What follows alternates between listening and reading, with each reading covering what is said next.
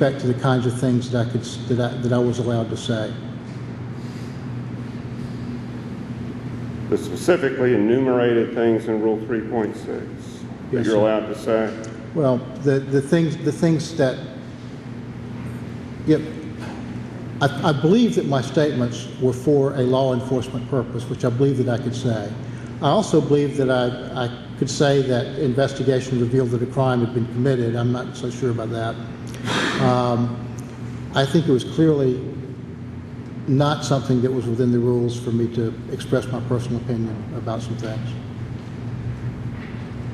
And I know you touched upon this in your examination, but what was the legitimate law enforcement purpose that you believe was being served by these statements?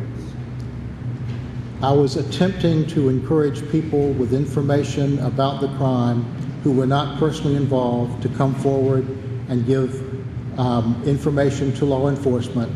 And the way that I was attempting to do that was to appeal to their conscience.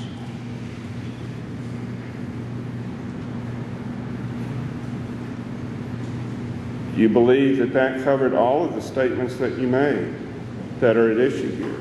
No, sir, I don't believe it covered every statement that I made. No, sir. Would it cover statements made on, say, the O'Reilly factor? I'm sorry? Would it cover statements, say, made to the O'Reilly factor program? I don't recall specifically what statements those were. I saw it on your calendar that you were on the program. Yes, sir, I do. Oh, you're just saying talking to somebody other than local media? Is that what you're asking? Yes, like somebody who watches the O'Reilly factor. Well, first of all, I don't want to make too many assumptions. I don't think too many people in Durham that you were trying to reach to come forward probably watched the O'Reilly factor. That may be speculation on my part. But what's the point of talking to anybody other than local media if the purpose is to get people locally to come forward? Why make it a nationwide pronouncement? Well, certainly I agree that that turned out to be a really bad idea. I don't think that it would serve much purpose. There were perhaps some exceptions. Newsweek or ESPN would be things that might be seen locally, but a lot of these places, these shows I really hadn't heard of. I don't watch a lot of TV. I watch none now, but I didn't watch much at the time. And I agree with you. I think that probably was not a particularly effective way to get that message across. And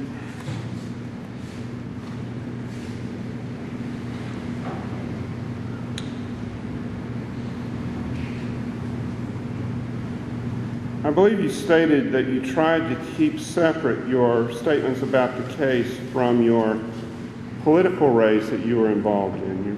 Do you recall that?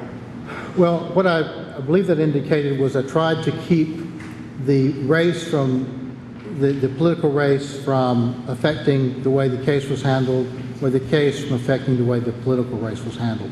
I mean, it's impossible to keep the two totally separate.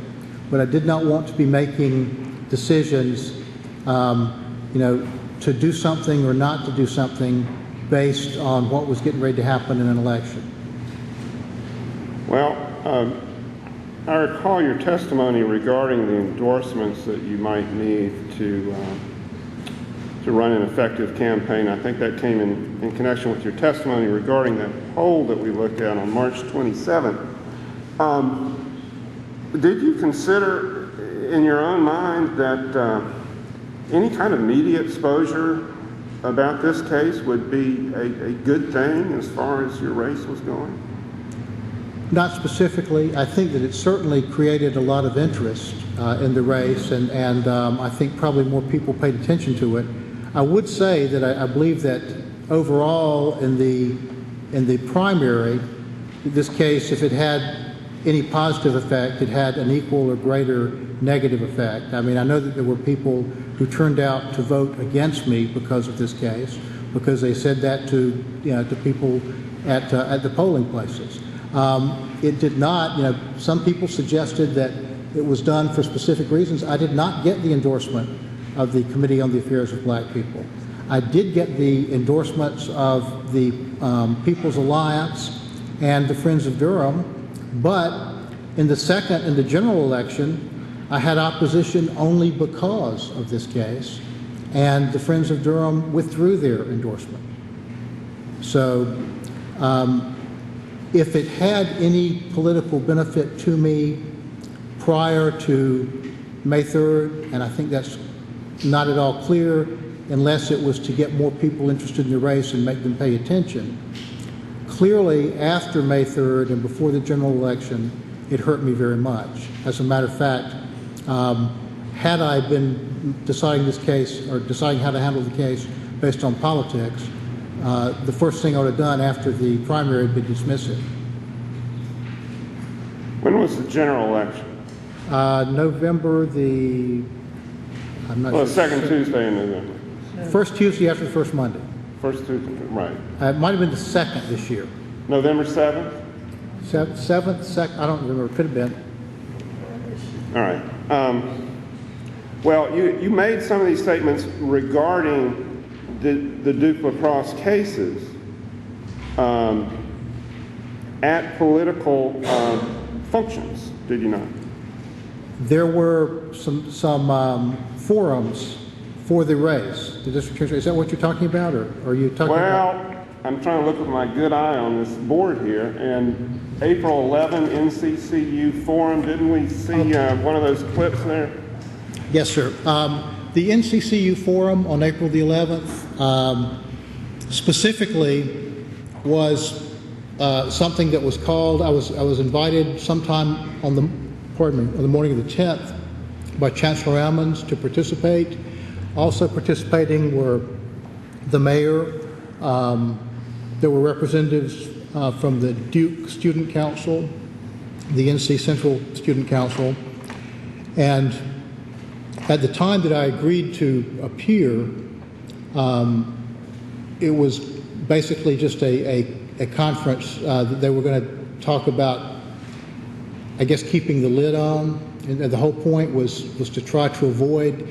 We had people who were making comments like, and I think I referenced these earlier, if the suspects were members of the NC Central team, they would already all be in jail.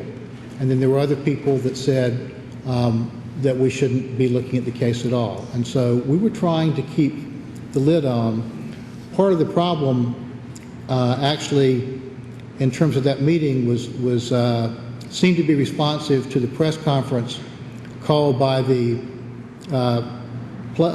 players' attorneys on the 10th after they got the first DNA results, announcing that everybody was completely exonerated. And that was there. When I walked in on the morning of April the 11th, there was a lot of, not exactly hostile, but there was some hostility, but basically I would say a highly energized atmosphere. And there were a lot of people that wanted to know about that.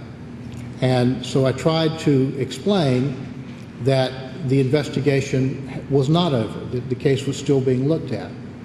And I was attempting to do that to maintain a more harmonious atmosphere in the city of Durham, because I was concerned that this was the kind of case that could fuel some difficulty. Did you feel like that press conference called by the defense team was improper? I actually didn't even know about it until the next morning, because I was at a forum. I'm certainly not an expert on what can be done. My understanding had been that it was inappropriate to announce the results of tests, and so I know that when news organizations ask me to comment on tests and say I can't speak, it'd be improper for me to speak about the tests. I also understand that they're saying that their response they felt was appropriate in light of things that I had said.